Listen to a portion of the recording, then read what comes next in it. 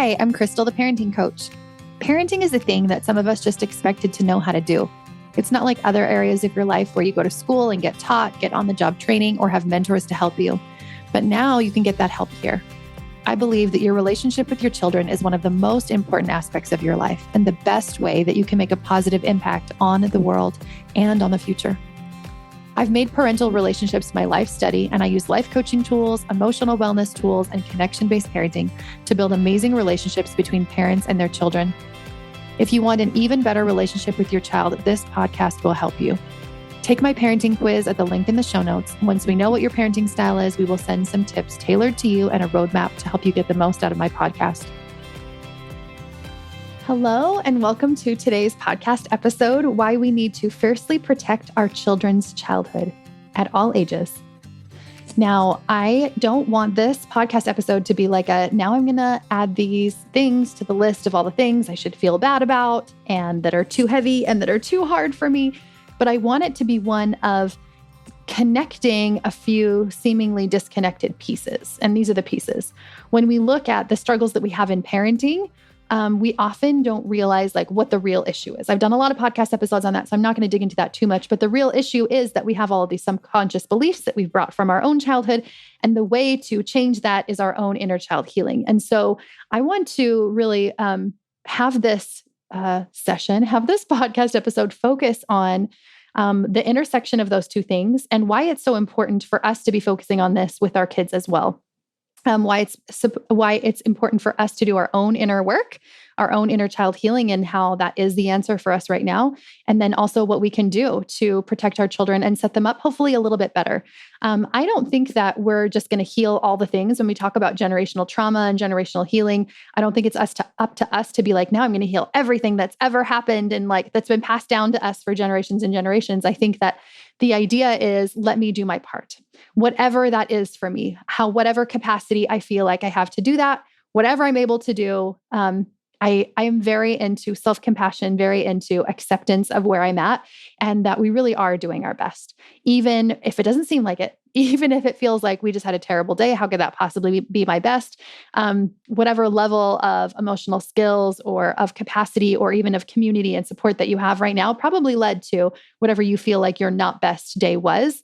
And so whenever I look at it from this lens of that really was my best, I feel more compassion. I feel more love for myself. I feel more support for myself. And from that space, I actually parent better. I actually show up in a better way. So don't take this episode as these are just a whole bunch of things now that I'm going to have to worry about and do.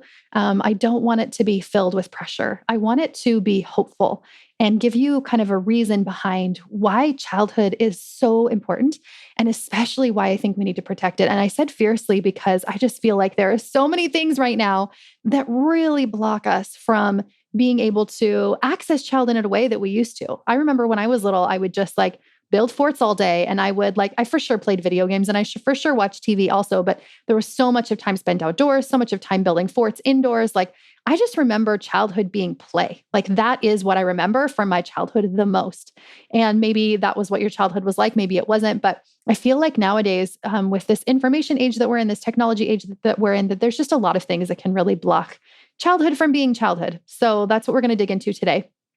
But first of all, we are going in to get into why we need to protect it, why it's important, and what this intersection between how we parent now and our kids' childhood now and our parenting struggles is.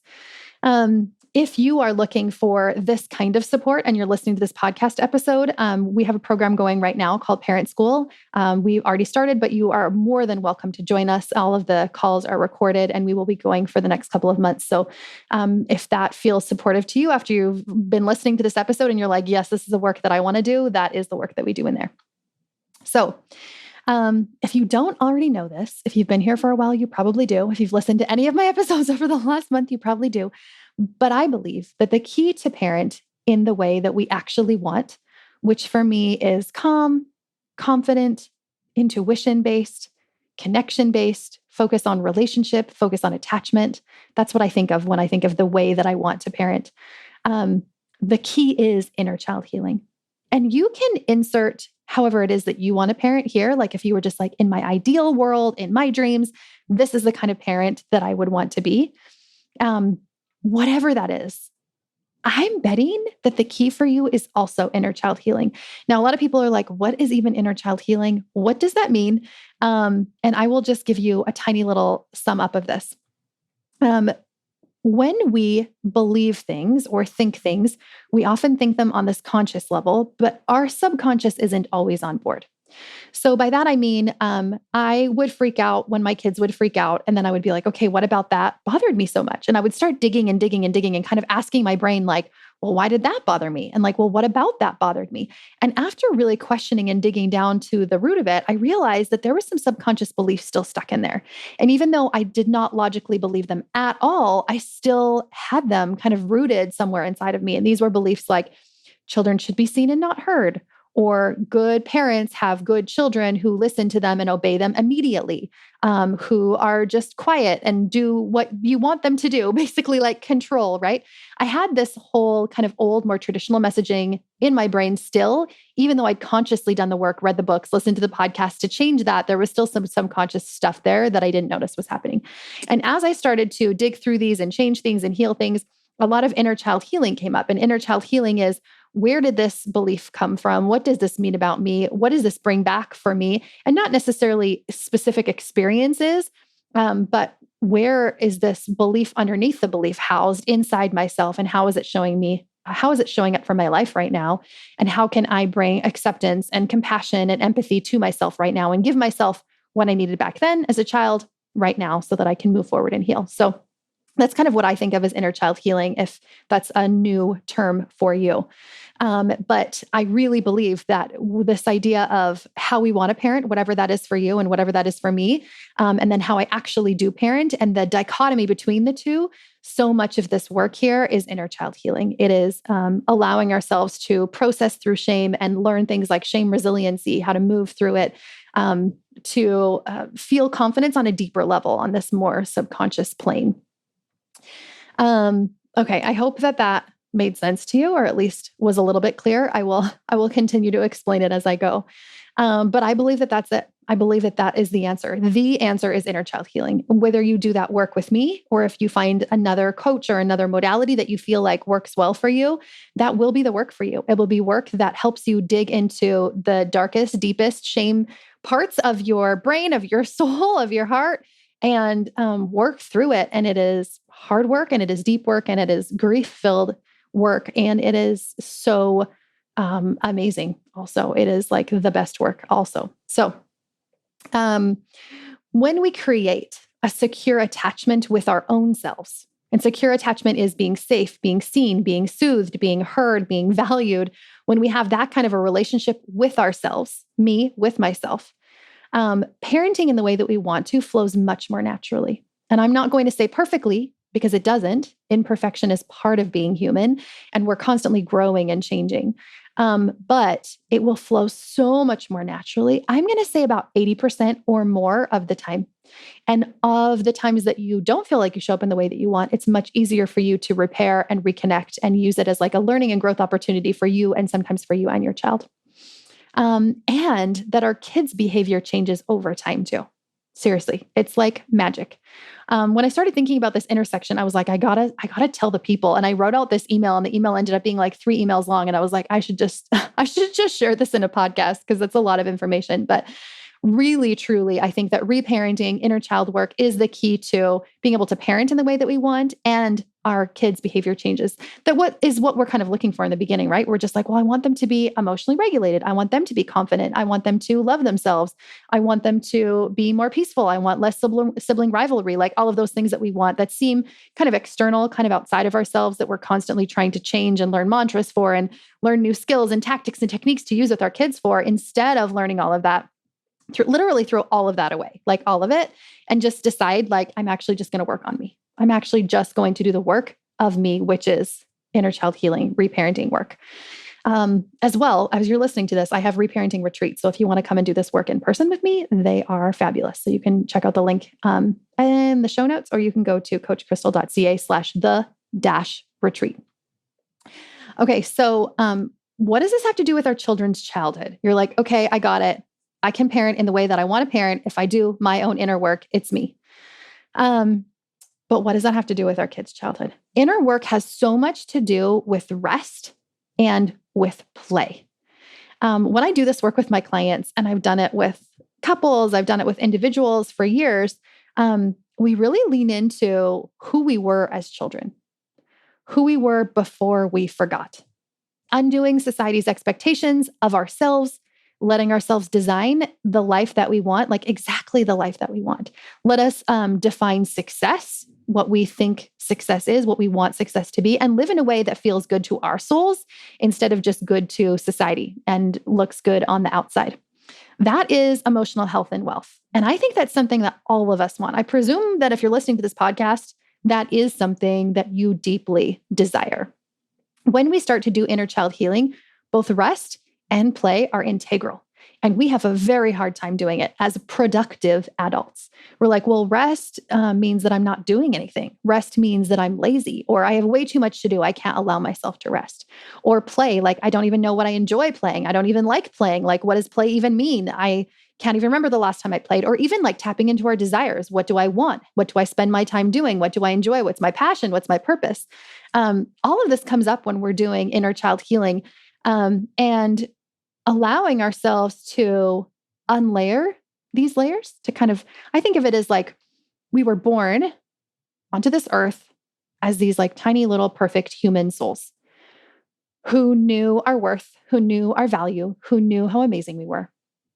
I remember one of my kiddos, he was learning how to ride a Strider bike, those ones that don't have any pedals.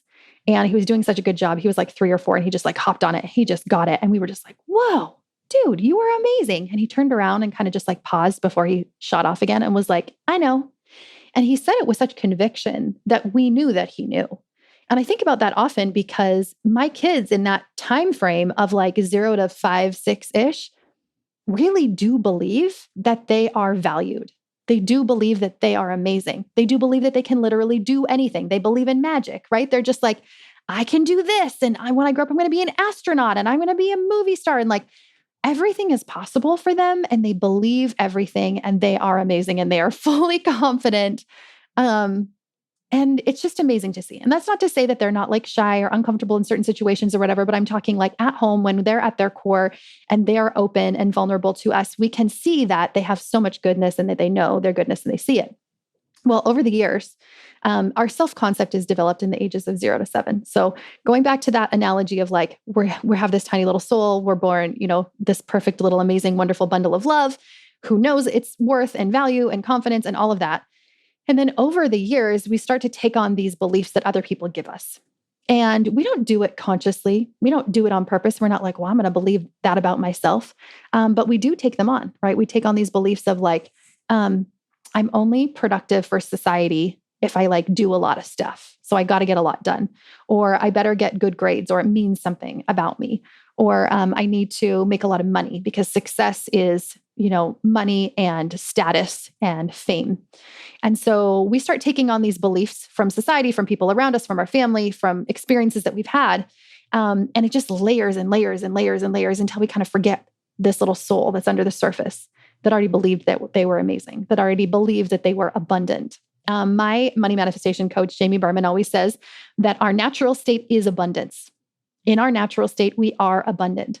And we have an abundance of time. We have an abundance of resources. We have an abundance of love.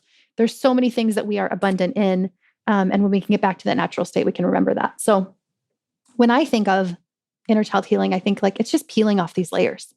Whatever those layers are, like whatever you have put on yourself that no longer serves you and probably was serving you for a time. It probably had a purpose for some reason, or we wouldn't have continued it. And just consciously taking those off and subconsciously taking them off. That's why I love hypnotherapy. What I've noticed in hypnotherapy and what we learned when I was doing my hypnotherapy training was that everything has like a root belief. So there's all these like thoughts and beliefs above the surface that we talk about. I talk about that loads on my podcast, so I'm not going to dig into specific thought work right now, but underneath those are just like a few beliefs, like 5 or 6 beliefs. And they are ones like something is wrong with me.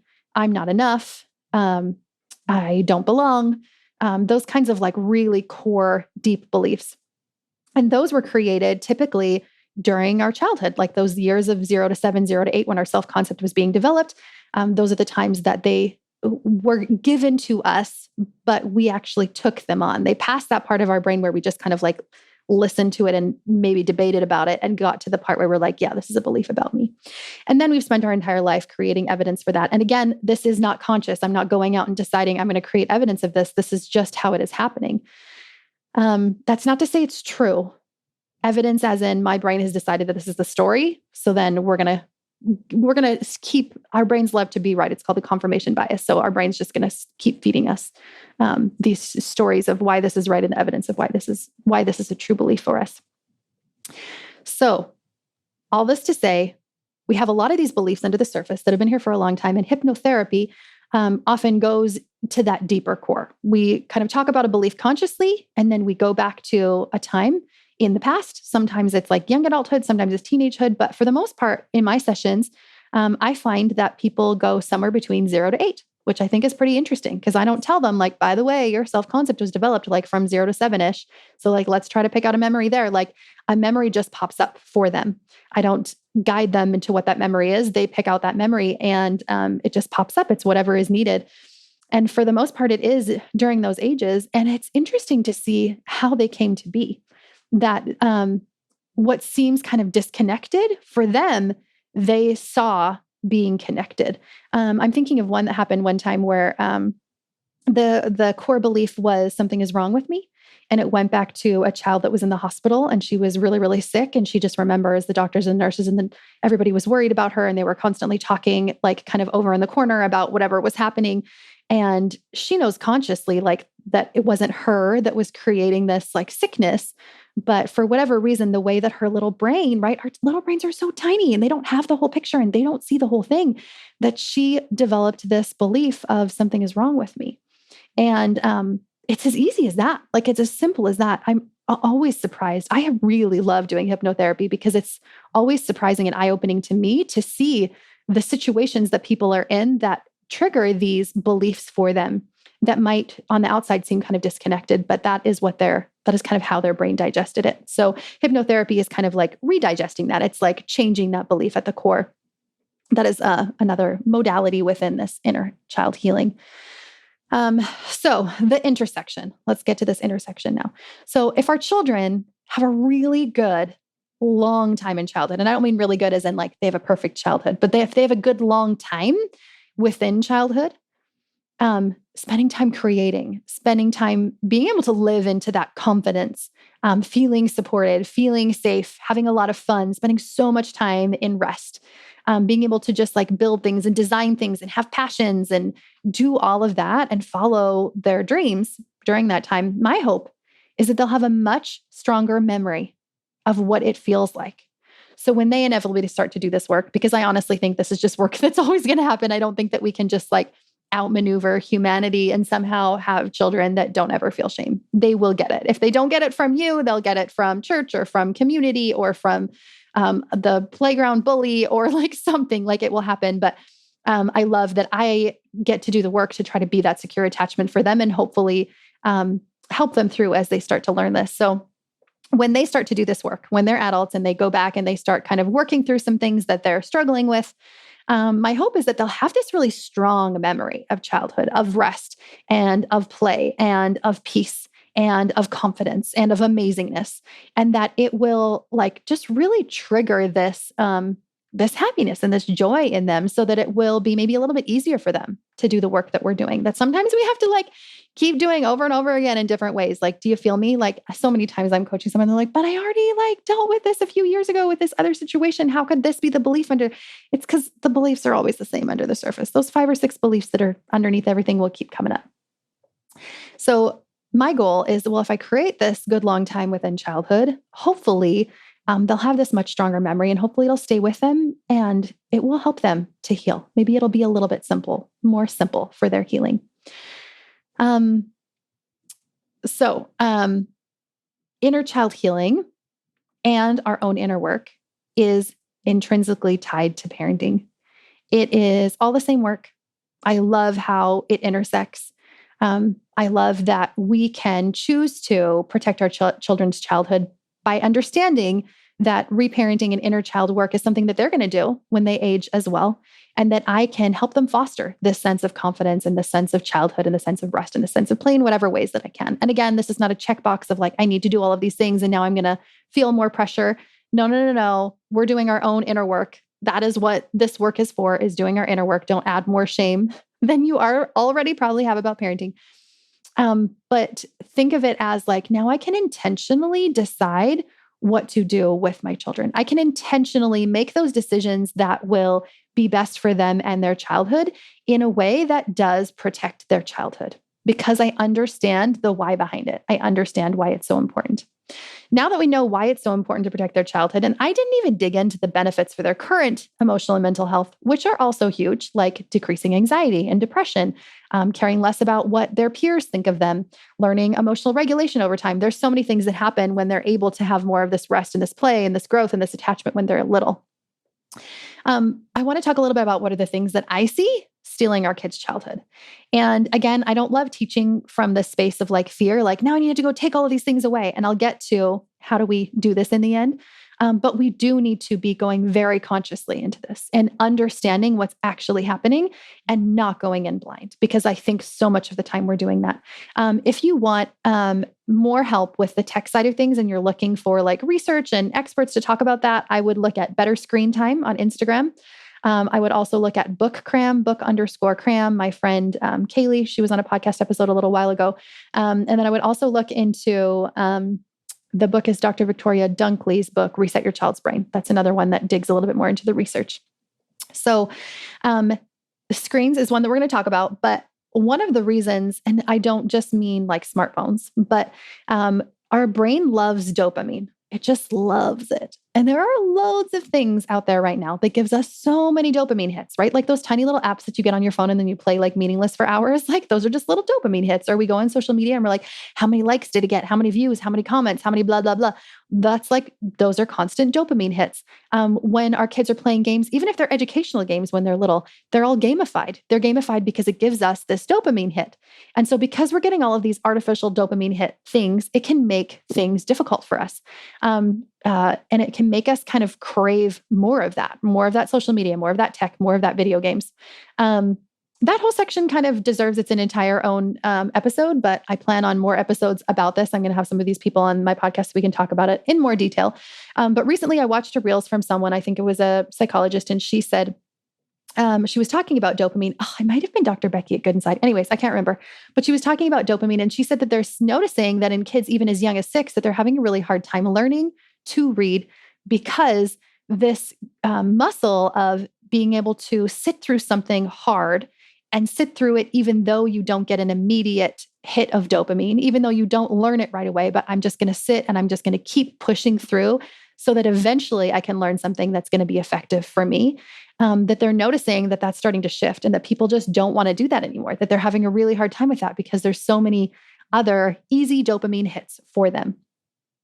So that's one whole side of it, right? Is like, it's not just like, yeah, screens are the devil, blah, blah, blah. We should stay away from them. But it's noticing, do I know that literal psychologists work for these companies to make them as dopamine hitty as possible, to make us want to be on them longer, right? I remember listening to somebody talk about like, they were the ones who developed like the like button and made it so that like a heart popped up or whatever, because like they realized that that was something that like people really loved and they felt like validation from or whatever. There is just a lot going on behind the scenes and we don't want to be going in blind. Again, we're not doing this from a fear-based perspective. We're doing this from like a, do I understand what's actually happening here so that I can intentionally make choices and create boundaries and teach it in the way that will be healthy and helpful for me.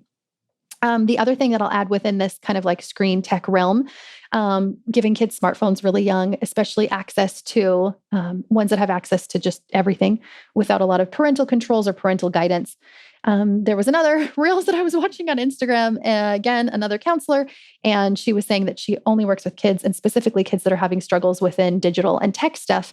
And she said that the kids are just getting younger and younger and younger. The kids that she used to work with were like, older teens to younger teens. And she said now it's kids that are even like under 10 dealing with really, really severe pornography use, really violent abuse, sexual abuse, like just sexploitation, so many things that she's seeing, but at a young, like a really tragically young age. And she said that she's not alone in this, that she reaches out to other therapists that do the same thing, and that everybody is seeing this decrease in age. And so her kind of MO was like, do not give your kids a phone unless you're willing to talk to them about pornography, about sexual abuse, about rape, about sexploitation. Like if you are not going to have those conversations with your kids right now because you think they're too young, then they're too young to have a smartphone.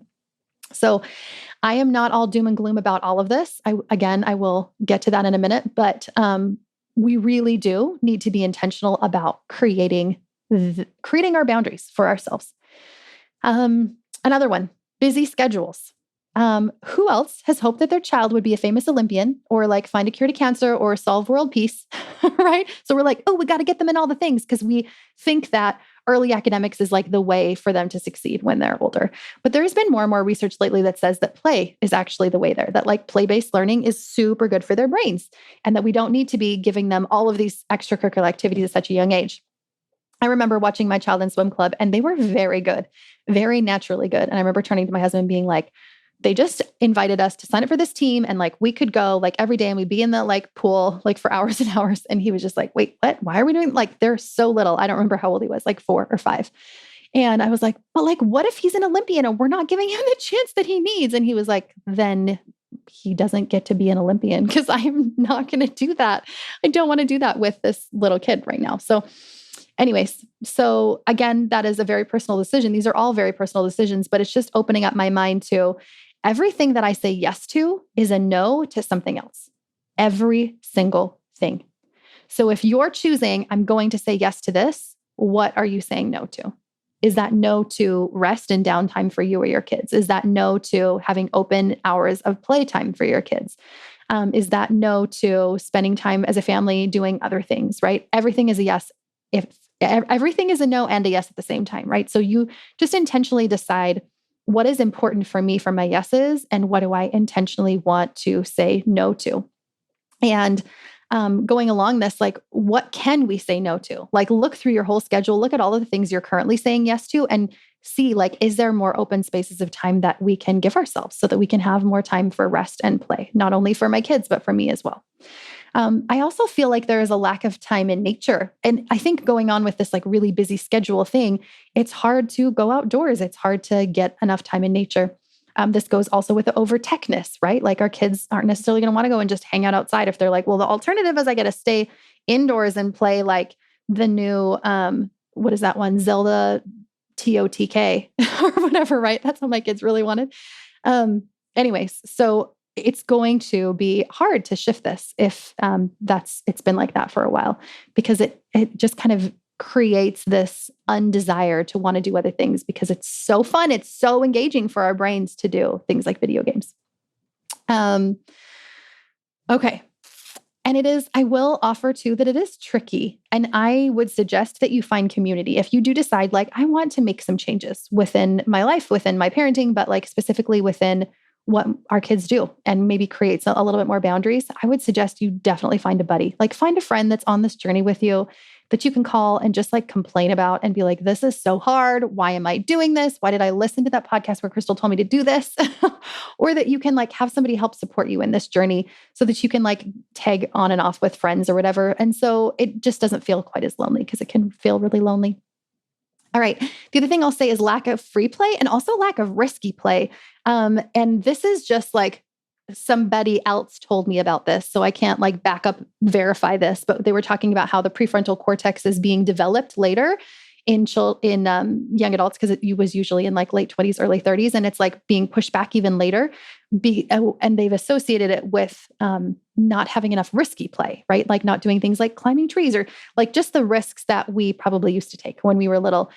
Things are a little bit more safe right now. And so we might not engage in more risky play. But I think just a lack of free play anyways, like free play would be like not having parents oversee it and like tell you what to play, not it being like, this is exactly what we're going to do with these steps. It's not like a board game. It's like, can I just go and do imaginative play out in nature or indoors and just like play and do whatever I want? those were my absolute favorite memories of childhood. Like, I'm going to be a pirate, or we're going to build this big, huge ship, or we're lost princesses or something like that. We're stranded on a desert island. I remember doing that all of the time. Like, I was like, oh, we're marooned on an island. Just playing all of the time. There's so much structure around play, right? In school and in activities and the extracurriculars we do, there's a lot of structure. Each of these could be really like their own podcast episodes. Like, we could do an entire podcast episode on play. I've talked a lot about play, on like lack of time in nature, on busy schedules, on tech, all of those things. And I try not to focus on the doom and gloom of these things all of the times. But when I think of them, I think of hope, because I think I get to intentionally make these decisions now. Like, now I know they're over here. Now I know kind of all these factors that could stunt their childhood. What can I do to help support myself and my children in kind of extending this childhood in whatever ways that I can? I have lots of ideas on how we can protect children's childhood, but I would love to hear some of yours also. So feel free to listen to this episode and then reach out to me and be like, this is what we do. This whole episode is actually spurned by, I saw a friend of mine who was just noticing that things with her kids in school were not going very well for her younger kids. And she was just like, I just want them to be kids for longer. And so she just took her younger kids out of school and she's going to homeschool them for a little bit. And it's making those kind of like out of the box decisions. And I'm not saying you have to like bring your kids home and homeschool them all, but I'm just saying, like, let us intentionally decide. Let us think, okay, if childhood is something that I really want to fiercely protect, what do I get to decide? And there is downsides. There has been a lot of my teenagers not being included in things because they don't have social media and they don't have their own cell phone to text, and them feeling really left out, and them feeling not included, and them feeling like it's harder to connect with friends and to maintain contact with friends, for sure. Like, nobody wants to email. My kids give out their emails to people and they're like, teenagers are like, what? You email? Like, what? So it's very different for sure. And I'm not saying that that has to be the answer for you, but whatever your answer is, like, make it intentionally. Look at these things, look what's happening, and just decide, like, what can I do to preserve my child's childhood? Going along with tech, we can create boundaries. We can have, we can decide at what age do we feel like my child really is ready for a phone. And if they are, maybe we start with like a starter phone, like the Pinwheel or like the Gab wireless phone. Like, there are options for that as well. And maybe we just share a phone for a while where they get to use mine and I use theirs or whatever. Or maybe we have a time where everybody puts their phone away at bedtime and we don't bring phones into our bedroom. Maybe we look at some parental controls or whatever. There's lots of different things that we can do from intention. The last thing that I'll say, because this is kind of running long, but is the way that we teach screen regulation is the same way that we teach self-regulation, co-regulation. No, that we teach emotional regulation is through them learning it from us.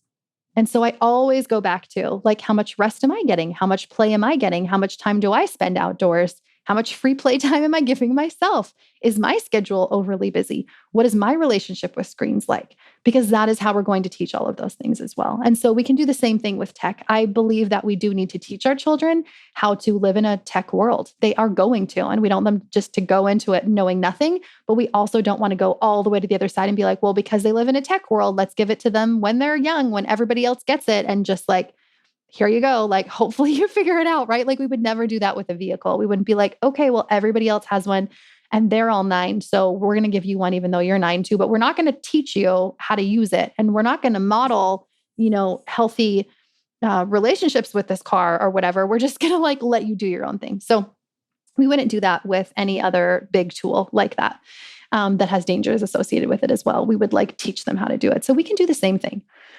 The last thing that I will say about all of this is just take a few deep, slow breaths in through your nose and out through your mouth, and just release for a moment.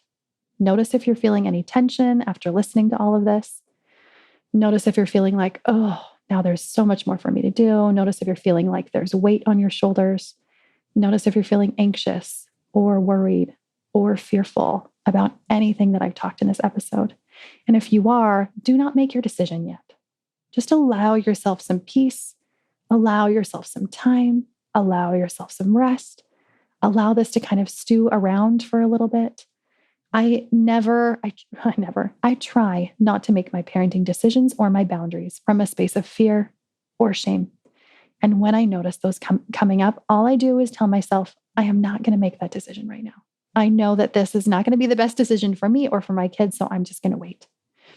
If you've listened to this and you're feeling empowered and you're feeling like, yeah, I actually think I could make changes, and you're feeling hopeful, then go ahead and decide what those changes are for yourself. But if you aren't there yet, give yourself some time. I hope this has just opened up your mind to kind of a new perspective of like why it is really so important to protect kids' childhood and not just put another weight on our shoulders of like, these are all the things that I'm doing wrong in parenting now all the time, right? I never want you to feel that way after listening to my episodes or reading my things or watching my stuff on Instagram. I want you to feel like there is hope because I feel like I was in the deepest, darkest abyss of parenting. I feel like I felt all the things and I was able to really find peace through my own inner work. And so if you're feeling that heaviness and that heavy spot right now, like don't even try to do any of these things.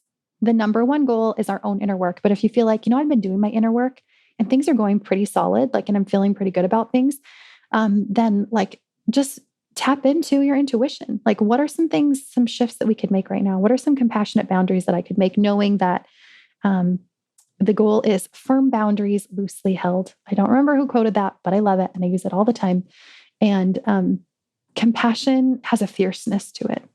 Compassion isn't just like flaky, loving everybody, accepting everybody. Compassion is, I love you and I will protect you and I will take care of you. It's like that firm, loving guardian that we all wish that we had, right? That older big sister type thing that was on the playground with us when the bully would come. Like, how would they respond? And not in a mean way, not in an angry way, but like in a firm way. We can be that for ourselves, and we can also learn how to be that for our children. And that is what I'm here for. So if you want help and support with that, feel free to reach out. Check out Parent School, coachcrystal.ca/group. And I would love to hear from you. What do you do to protect your children's childhood? And what do you think about this whole idea of inner child healing, maybe being a little bit simpler for our kids when they start doing this work, because we have chosen to make their childhood longer and more childhoody, with more rest, more play, more fun, more confidence for them. We will see you next week. Thanks for listening. If you'd like to help spread this work to the world, share this episode on social media and tag me. Send it to a friend or leave a quick rating and review below so more people can find me. If you'd like more guidance on your own parenting journey, reach out.